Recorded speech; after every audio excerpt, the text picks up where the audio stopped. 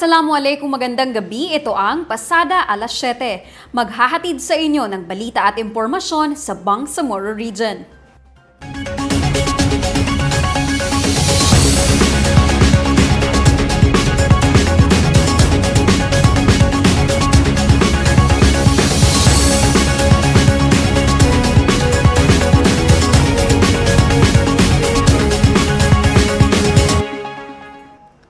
Isa sa mga pangunahing layunin ng Bangsamoro Autonomous Region in Muslim Mindanao ay ang mapabuti ang kalidad ng edukasyon para sa mga mamamayan nito. Alamin ang mga kabuluhang hakbang at pagkilos ng Ministry of Basic, Higher and Technical Education upang itaguyod ang isang inklusibo, makabuluhan at makatarungang sistema ng edukasyon sa rehiyon. Dito lamang sa BARM in Focus. MBHTE ngayon, sir, ano na ang narating ninyo? Malayo na po ang narating namin. You were talking about yung gaps dun sa proficiency, teaching proficiency. So how do you capacitate pa your teachers? So, overall, kailangan isa-isa i-address po natin yan. It takes a process. It takes time really to do that. Yung quality ng education in the region ay kaya na ring makipagsabayan with other region. It's a challenge really, but we have to understand that until now, we are still trailing in terms of the quality of education. Address na po ba, sir, yung mga issues before or concerns before dun sa mga nakakapasok lang ang isang aplikante sa pagiging teacher in the MBHTE kapag may padrino, may palakasan, may bigay? Maraming sinasabi na meron daw bintahan. Pero sabi ko naman, you present an evidence and let me assure everyone na medyo process.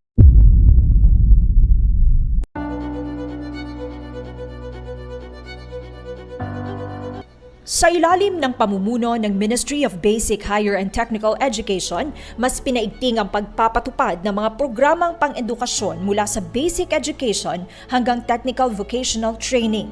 Kabilang narito ang paglalatag ng mga school infrastructure project, pagbibigay ng mga school supplies at teachers' kits, at maging sa pagsuporta sa mga school feeding ng mga mag-aaral upang tiyaking malusog ang mga bata.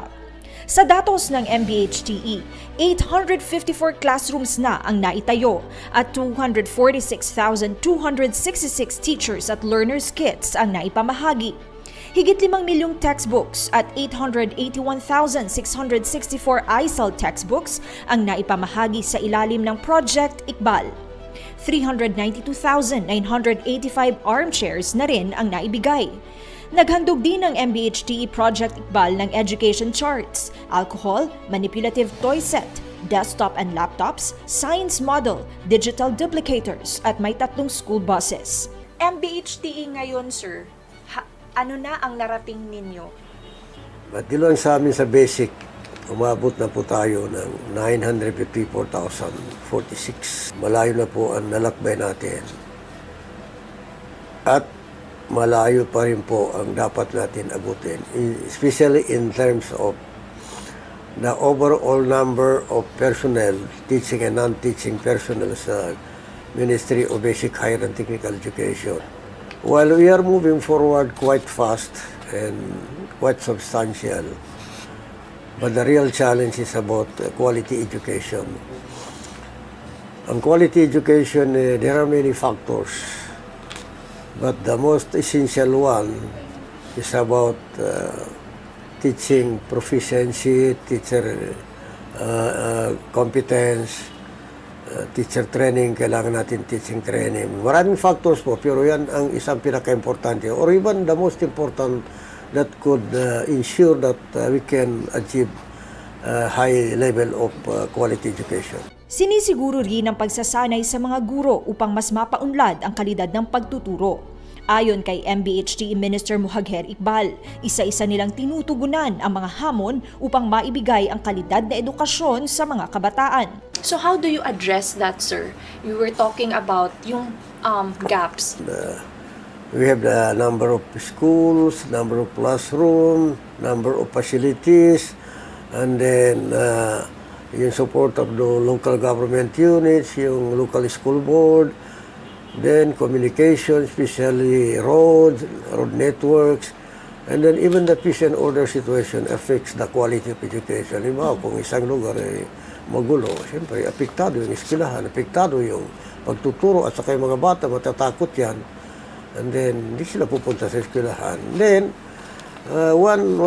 another factor, although this is also true throughout the Philippines, especially in the rural areas, yung poverty po. Minsan ayaw pumasok yung mga bata dahil nagugutom, walang baon, so hindi sila pumapasok. So instead of going to school, tinutulungan nila mga magulang nila magtrabaho. Kaya until now, we still have that kind of problem, yung child labor po.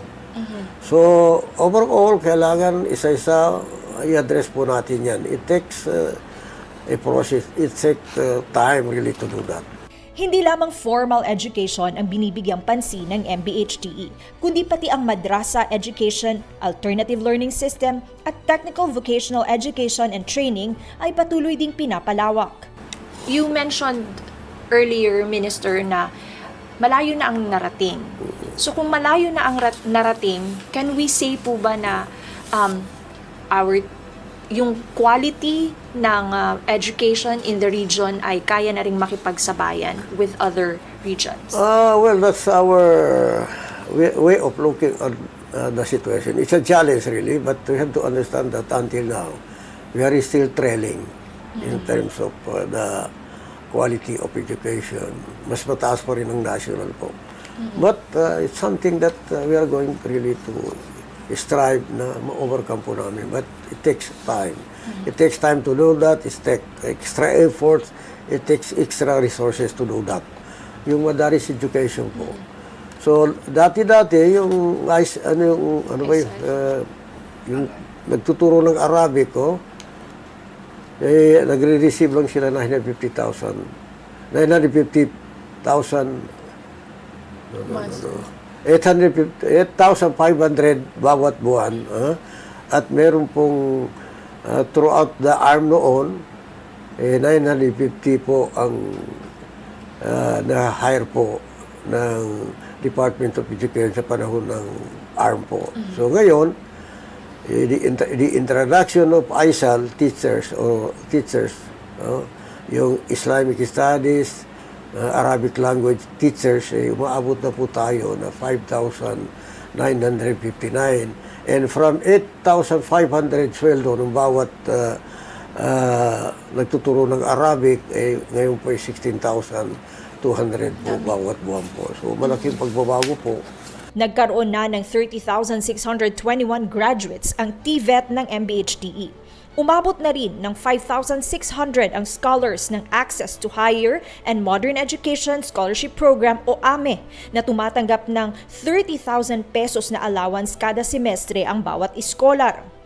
Sa abot kaalaman sa Pamilyang Bangsamoro Program o AKAP program, mayroong 150 learning centers ang MBHTE, 248 facilitators at 8,500 enrollees. Sa Madaris Education, mula sa 950,000 alive teachers na may sahod na 8,500 pesos sa panahon ng ARMM, nakapag-hire ng 5,959 BARMM ISAL teachers o ASATIDs na tumatanggap ng buwan ng sahod na 16,200 pesos. So, yung hiring system ngayon in MBHTE,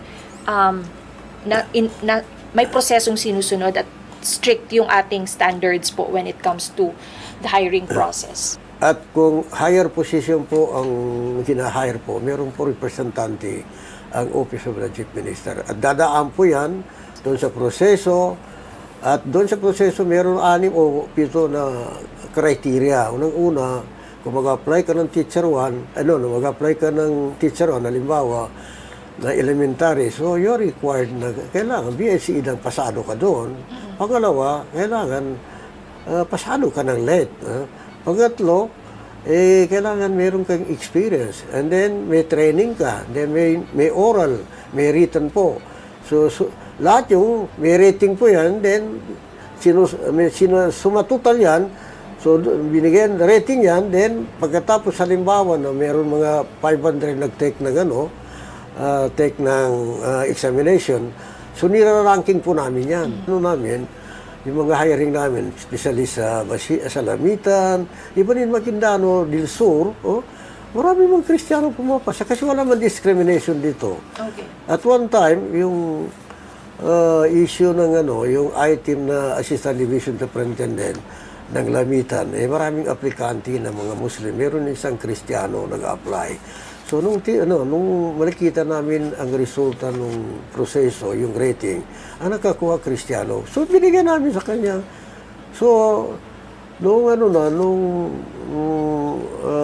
mag-take out na sila, naiyak yung Kristiyano. Sabi niya, hindi ko akalain na ako makukuha. Sabi ko naman discrimination dito. At sabi ko pa nga sa kanya, hindi gaya ng Pilipinas na rights and obligation.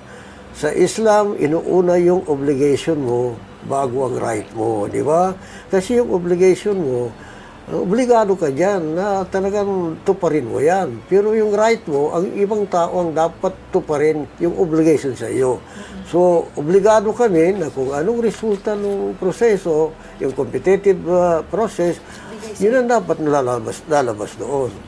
Sa tala ng MBHTE, nasa 5,763 na ang total hired teaching and non-teaching personnel. Tinitiyak din na maayos ang hiring process at iginagawad ang posisyon sa mga karapat-dapat na aplikante. Address na po ba, sir, yung mga issues before or concerns before dun sa mga nakakapasok lang ang isang aplikante sa pagiging teacher in the MBHTE kapag may padrino, may palakasan, may bigay? Na-address na ba yan? Well, maraming sinasabi na meron daw bintahan. Pero sabi ko naman, you present an evidence and let me assure everyone na medyo process at sino ang may kasalanan, mananagot. And then, even then, ang ginawa po namin, through the Office of the Chief Minister, yung previous Chief Minister po natin, nagpatayo po tayo ng isang fact-finding or investigating group. At doon sa course ng investigation, puro allegation naman. Sa kabila ng suliranin na tulad ng kakulangan sa mga silid-aralan at mga guro, nananatili ang pangako ng BARMM na palakasin ang edukasyon bilang pundasyon sa kapayapaan at kaunlaran sa rehiyon. No learners is left behind. Yan po aspiration po namin. Maybe we can achieve that during my being the Minister of Education, na walang batang may iwanan. Ibig sabihin, kung kaya natin lahat ng kabataan, nasa eskwelahan. Pangalawa, na alam din naman natin na hindi naman lahat na nag-enroll na abot sa kolegyo. So, ang aking hinahangad ay dapat bawat pamilya meron at least one professional. And then, pangatlo po, ay yung number ng learners natin, dahil walang batang may iwanan, kung kaya po natin, siguro abot tayo ng mga more than 1.5 million na mga learners sa eskwelahan po natin. And then, pang-apat po, ay yung quality ng o di kaya level ng literacy, hindi ko na hinahangad sa panahon ko, malalampasan natin ang national standard. Kahit na medyo malapit lang doon, dahil sa limitado pang oras po natin, time natin, kahit na mapantayan lang po natin ang national standard, masaya na po ako doon. Diba? Kasi ang probability naman dahil kulang ang oras, hindi mo naman talagang makaya na malampasan mo ang national standard in terms of literacy or in terms of illiteracy. So yun lang po ang aking, simple lang akin po. Kung hindi lang mapantayan, at least ma-narrow down ang gap na medyo abot tayo. But given the chance, dahil kung titingnan natin, mas maliit po ang area ng Bangsamoro Autonomous Region ng Muslim Mindanao, at meron po tayong konting binigay sa atin na autonomous power over education. I hope na yung standard ng education natin dito ay mas lalampas pa sa national standard. Matagumpay na natapos ang 2 araw na digital literacy training na isinagawa ng Bangsamoro Information and Communications Technology Office para sa mga asatid mula sa Dato Kandi Sangkad Academy for Islamic Studies and Technology noong July 28 to 29, 2025. Layunin ng pagsasanay na ito na palakasin ang kasanayan sa teknolohiya ng mga guro ng madaris, partikular sa paggamit ng mga pangunahing Microsoft Office, tulad ng MS Word, Excel at PowerPoint. Sa kabila ng hamon na matuto ng mga bagong kagamitan, ipinakita ng mga kalahok na ang kanilang kahanga-hangang dedikasyon at kakayahang umangkop. Sa pamamagitan ng mga bagong kasanayang ito, inaasahang magiging mas epektibo ang kanilang paghahatid ng kaalaman sa mga mag-aaral na mas magbubunga ng mas dekalidad na edukasyon sa rehiyon. Ang pagiging bukas ng mga guro sa pagkatuto ng mga modernong kagamitan ay isang malaking hakbang tungo sa pagpapaunlad ng sistema ng edukasyon sa Bangsamoro Region. Nagpakitang gilas ang 25 na kabataang lider mula sa iba't ibang munisipalidad ng Basilan sa kauna-unahang Youth Parliament na ginanap mula July 26 hanggang 28. Layunin ng makasaysayang kaganapan na ito na hubugin ang mga kabataan para sa mahahalagang papel sa pagbuo ng mga polisiya at pamamahala. Dito, nasubukan ang kanilang kakayahan sa governance, advocacy at policy development. Sa pamamagitan ng matatalinong talakayan sa komite, mainit na plenary debates at detalyadong presentasyon ng mga panukalang polisiya, ipinamalas ng mga kabataan ang kani-kanilang galing at lalim ng pag-unawa sa mga isyu na kinakaharap ng kanilang komunidad at rehiyon. Ang bawat panukala ay nakabatay sa tunay na sitwasyon sa Basilan na nagpapakita ng kanilang magiging malapit sa realidad at dedikasyon sa paglutas ng mga problema. Ang matagumpay na Youth Parliament na ito ay isang malinaw na indikasyon na mayroon tayong matatalino, responsable at handang mga kabataan na maging susunod na mga lider ng Bangsamoro Region. Upang mas palalimin pa ang kaalaman ng mga estudyante sa agham at matematika at itaguyod ang pagiging kompetitibo, 41 junior high schools ang aktibong lumahok sa taong ito sa Provincial Bangsamoro Science and Mathematics Olympiad na isinagawa ng Ministry of Science and Technology sa pamamagitan ng Science Education, Scholarships and Grants Division nito. Ginanap mula July 7 hanggang 10, 2025 ang 4 na araw na paligsahan na idinaos sa Special Geographic Area Maguindano del Norte, Maguindano del Sur at lungsod ng Cotabato. Pinag-isa nito ang mga estudyante mula sa iba't ibang ethnic groups ng rehiyon upang itaguyod ang diwa ng kompetisyon, sportsmanship at integridad. Layunin nitong itaguyod ang kapwa-akademikong tagumpay at mabuting karakter habang nagbibigay ng intelektual na plataporma na nagpapalawak ng critical thinking, problem-solving skills at mas malalim na pagpapahalaga sa science at mathematics. Nakakuha ang mga nagwagi sa Olympiad ng cash prizes, certificates, medals at mga token bilang pagkilala sa kanilang tagumpay. May mga consolation prizes din para sa ibang kalahok. Kasama rin sa programa ang mga Science and Mathematics Education Program Supervisors mula sa iba't ibang schools division offices ng mga lalawigan upang gabayan at suportahan ang mga estudyante. Binigyang diin naman ni Rokaya Edres, Chief Science Research Specialist ng SESGD, ang kahalagahan ng pagdaraos ng paligsahang ito upang mapataas ang kalidad ng edukasyon sa agham sa rehiyon sa pamamagitan ng iba't ibang suporta at inisyatiba. Aniya, sa pamamagitan ng pagpapalakas sa mga estudyante sa Provincial Bangsamoro Science and Mathematics Olympiad, gamit ang kaalaman at kakayahan na kinakailangan sa larangan ng agham at teknolohiya.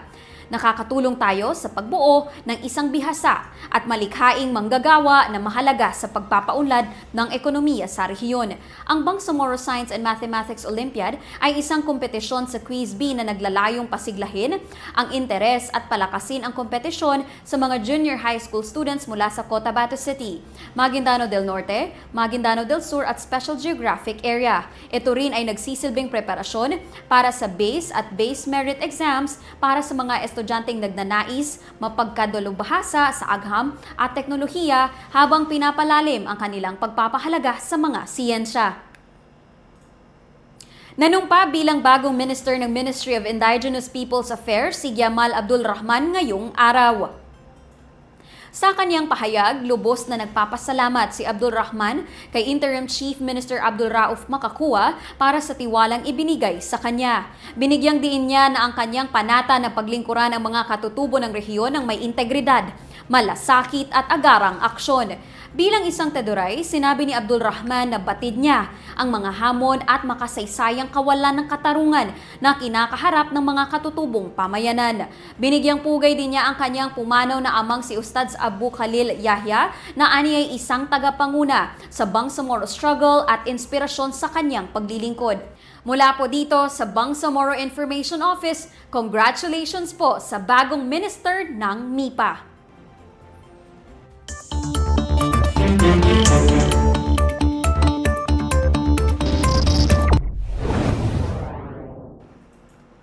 Samantala, sa ating panahon ngayon, makakaapekto sa panahon ng Mindanao ang localized thunderstorms. Ayon sa Pag-asa, patuloy itong magdudulot ng mga kalat-kalat na mga pag-ulan. Kaya't pinag-iingat po namin ang mga nasa low-lying areas sa posibleng maidulot na pagbaha at landslide naman po sa mga nakatira malapit sa bundok. Manatiling nakaantabay sa mga paalala ng Pag-asa at Barm Ready sa ating panahon ngayon. Sundan po ninyo ang kanilang Facebook pages ng Barm Ready at Barm Ready Weather Update. Makikita rin ang mga hotline numbers ng Barm Ready sa inyong screens. At yan ang mga balitang tampok sa pasada alas 7. Para lagi pong updated sa mga kaganapan at impormasyon sa BARMM, i-like, i-follow at i-share ang official social media accounts ng Bangsamoro Government na makikita sa inyong mga screens. Mapapanood nyo rin ang episode na ito ng pasada alas 7 sa YouTube page ng Bangsamoro Government. Bisitahin din ang bangsamoro.gov.ph. Ako, si Yana Sanday ng Bangsamoro Information Office, naghahatid balita sa ngalan ng serbisyong publiko at moral governance. Maraming salamat po at pagpalain ang Bangsamoro.